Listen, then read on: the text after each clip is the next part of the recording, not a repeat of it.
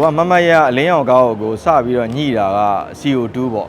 အဲ့တော့အဲ့ကကြည့်တဲ့အချိန်မှာလဲအလင်းအောင်တော်တော်ကောင်းတာပဲဆိုတာကိုတကယ်ကိုအတိအမှတ်ပြုပြီးတော့သူပြိသက်ဖြစ်သွားခဲ့တာပေါ့နော်ဒါပေမဲ့နောက်ပိုင်းကြာလာတဲ့အချိန်မှာညီလေးကဒီထက်ပိုပြီးတော့အောင်မြင်တင်တာအခုလည်းအောင်မြင်တာပဲဒါပေမဲ့မဟုတ်ဒီထက်ပိုတဲ့တစ်ဆင့်မှာရှိတင်တာလို့ဆိုပြီးကိုအမြဲတမ်းတွေးတယ်အခုဒီကားကြည့်ပြီးတဲ့အချိန်မှာတော့ဒါညီလေးဒီဒီထက်ပိုတဲ့တစ်ဆင့်ကိုရောက်သွားမယ်လို့ကိုယုံကြည်တယ်ပေါ့နော်အဲ့မြင်ဝဲကိုမြင်လိုက်တဲ့လေဘယ်တော့နာကျင်နေရမလဲဘယ်တော့ပူလောင်နေရမလဲကြာသားရဲ့ဒါနဲ့မှာဇက်ပိုးဆက်ရန်တွေကဥပမာကိုတို့တွေက main supporting ဆိုပေမဲ့ကိုတို့တွေကအများကြီးမပါဘူးသူတို့3ယောက်ပဲ main လောက်သွားကြတာပဲအဲ့ဒီမှာသူတို့ကလုံးဝကိုမကြံခဲ့ပဲနဲ့ဟိုပိုင်းအောင်ချယ်လေးဆိုလဲအရန်ကောင်းတယ်အဲ့ဒီ4ယောက်အတွက်ကိုကဂုဏ်ယူတယ်ပြီးတော့အများကြီးလည်းမပြောချင်ဘူးဒီဇက်ကားကိုအရန်အောင်မြင်စေချင်တယ်